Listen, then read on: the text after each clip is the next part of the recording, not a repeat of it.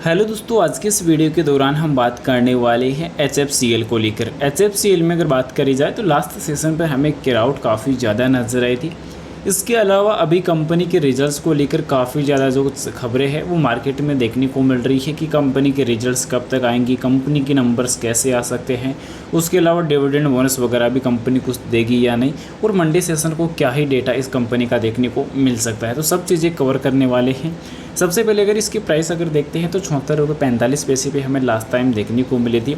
अंतर्जनात्मक जो डेटा था वो हमें देखने को मिला। वो किस वजह से, अब यहाँ पे जिस प्रकार अभी कंपनी का जो लास्ट सेशन का चार्ट अगर देखेंगे, प्राइस अगर देखेंगे, जो प्राइस का चार्ट अगर देखेंगे, उसी प्रकार हमें निफ्टी 50 का भी देखने को मिलेगा। जो लास्ट क्लोजिंग के का जो 1 घंटा था, क्लोजिंग के 1 घंटे पहले जो मूवमेंट हुए थे, उसी प्रकार आपको यहाँ पे निफ्टी 50 के चार्ट में भी वही मूवमेंट देखने को मिलेगा, जो आप यहाँ पे चेकआउट कर ही सकते हैं कि जो 1 घंटे का जो मूवमेंट है वही सेम एज इट इज़ आपको देखने को मिलेगा। अब मार्केट के साथ साथ ये स्टॉक रिएक्ट कर रहा है। फिलहाल कंपनी का कॉम्पिटिटर अभी वर्तमान में कोई है नहीं। सबसे इम्पोर्टेंट और एक अच्छी जो बात यहाँ पे जो नज़र आई है निवेशकों के लिए, कि सबसे महत्वपूर्ण चीज़ है कि कॉम्पिटिटर कोई नहीं है इस कंपनी का। एकमात्र ऑप्टिकल फाइबर केबल बनाने वाली कंपनी जो इंडिया की एकमात्र है, वो यही देखने को मिली है। उसके अलावा लास्ट सेशन की अगर बात करी जाए तो लास्ट सेशन पर जैसा कि हमने बात करी कि वॉल्यूम काफ़ी बेहतरीन रही थी।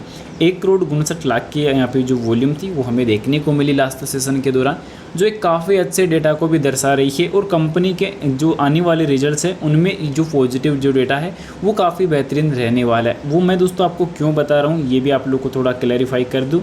सबसे पहले अगर कंपनी के लास्ट टाइम जो कंपनी के नंबर्स देखने को मिले थे उसमें 73 करोड़ का कंपनी के पिछले 2 रिजल्ट से 73 करोड़ का प्रॉफिट बना। SHP में अगर देखेंगे तो कंपनी ने मार्च महीने की जो SHP थी वो यहाँ पे रिलीज़ कर दी है।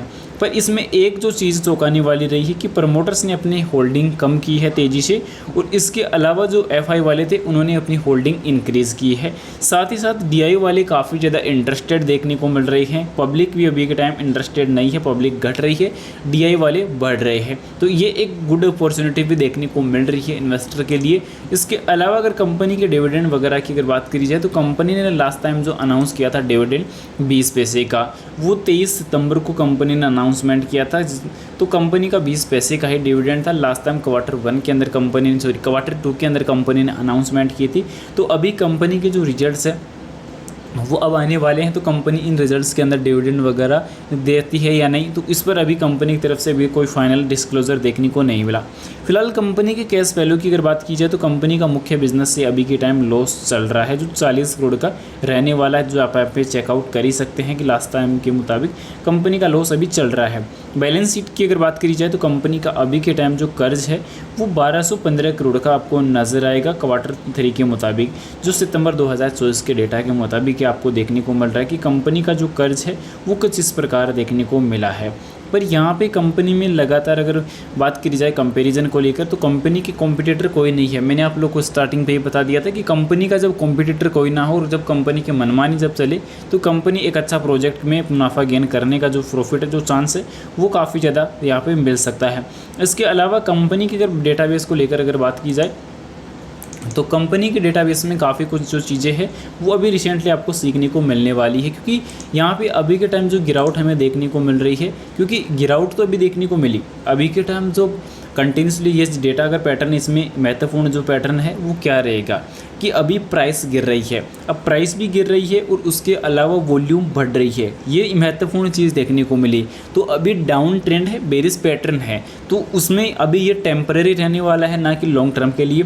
लॉन्ग टर्म के लिए तभी चलता है कि जब दोनों चीज़ों में एक ही सेम पैटर्न हो और एक ही डेटा देखने को मिल रहा हो कि प्राइस भी गिर रही हो, वॉल्यूम भी गिर रहा हो। पर ये अभी के टाइम टेम्परेरी रह सकता है ये डेटा, और रिकवरेबल जो डेटा है वो काफ़ी इंपॉर्टेंट रह सकता है, क्योंकि महत्वपूर्ण चीज़ें ये देखने को मिली है कि अभी डाउन ट्रेंड है, नॉर्मल तरीके से कवर हो जाएगा, पर आने वाले रिजल्ट्स काफ़ी महत्वपूर्ण रहने वाला है, तो कंपनी का प्रॉफिट काफ़ी बेटर जा सकता है। जैसा कि लास्ट टाइम NSE BSE पर 2 करोड़ शेयर ट्रेड हुए थे, जिसकी डिलीवरी हमें देखने को मिली थी लगभग 29% की। इसके अलावा अगर बात की जाए कंपनी की बेसिक और डेटाबेस की, तो पिछले वीक कंपनी की वॉल्यूम हमें देखने को मिलती 1 करोड़ की, जिसमें 35 लाख की डिलीवरी निवेशकों ने होल्ड की थी। उसके अलावा प्राइस एंड परफॉर्मेंस की अगर बात की जाए तो प्राइस परफॉर्मेंस अभी 1 वीक में गिरावट चल रही है, 1 मंथ में गिरावट रहेगी, पिछले 3 मंथ में गिरावट रहने वाली है, सालाना बेसिस पर भी गिरावट चल रही है और पिछले 1 साल के दौरान भी अभी गिरावट चल रही है। पर 3 साल पे वापस एवरेज रिकवरी नजर आई है। ये थोड़ा पैटर्न पॉजिटिव देखने को मिला है। पर कंपनी के रिजल्ट्स की जो डेट है वो इस वीक के अंत तक जल्दी डिस्क्लोज की जा सकती है और कंपनी के नंबर जल्द ही आ सकते हैं। फिलहाल बाय शेयर के लिए कोई भी रिकमेंडेशन नहीं रहने वाली, जानकारी ओनली एजुकेशन पर्पज के लिए रहेगी। वीडियो पसंद आए तो लाइक और चैनल को सब्सक्राइब जरूर से कर देना। मिलते हैं नेक्स्ट इमेजिंग वीडियो के साथ। Thanks for watching this my video. जय हिंद, जय भारत, वंदे मातरम।